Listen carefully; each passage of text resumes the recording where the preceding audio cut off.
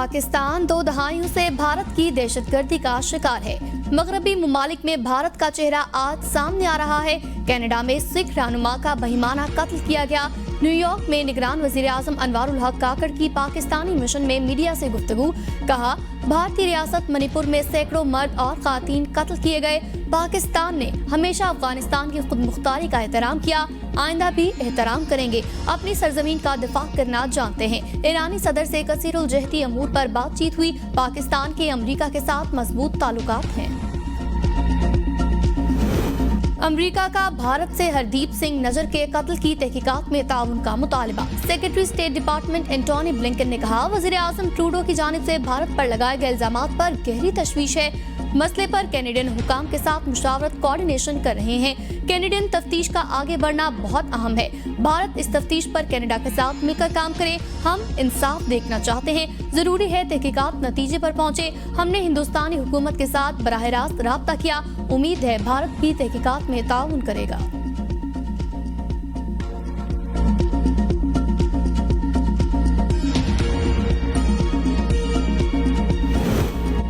नेप्रा ने बिजली सार्फिन पर फिर बिजली बम गिराने की तैयारी कर ली। बिजली ₹3.28 महंगी। सेमाही एडजस्टमेंट की मद में बिजली महंगी करने की समरी विफाक को इरसाल कर दी।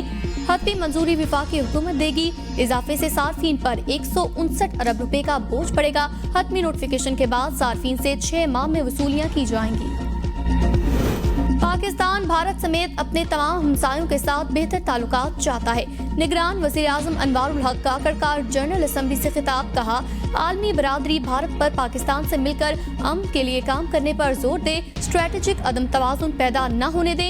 हिंदुत्व के पैरोकार मुसलमानों पर जुल्म कर रहे हैं। RSS के दहशतगर्द मुसलमानों ईसाइयों के लिए खतरा। आजादी की तहरीक को दहशतगर्दी से अलग करके देखना होगा।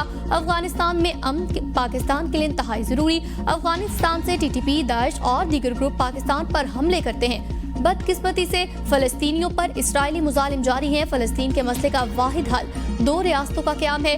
मशरकी बैतुल मुक़द्दस फलस्तीनी रियासत का दारुल हुकूमत होगा। 9/11 के बाद इस्लामोफोबिया के वाक़यात में इजाफा हुआ। हालिया दिनों में कुरान पाक की बेहुरमती इस्लामोफोबिया का नतीजा है।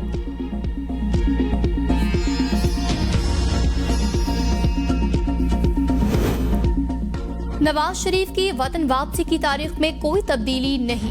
शहबाज शरीफ की लंदन में मीडिया से गुफ्तगू। कहा, नवाज शरीफ ने लंदन आने का हुक्म दिया और मैं चला आया। गुजरावाला ना गया, ना कोई मुलाकात हुई। पाकिस्तान की तरक्की का सफर जहां रुका वहीं से शुरू होगा।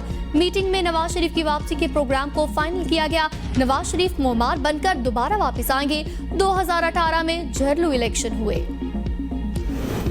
और खलंडरों के टोले को पाकिस्तान पर मुसल्लत किया गया। नवाज शरीफ ने कहा, 2017 के हंसते बसते पाकिस्तान को एक साजिश के तहत बर्बाद किया गया।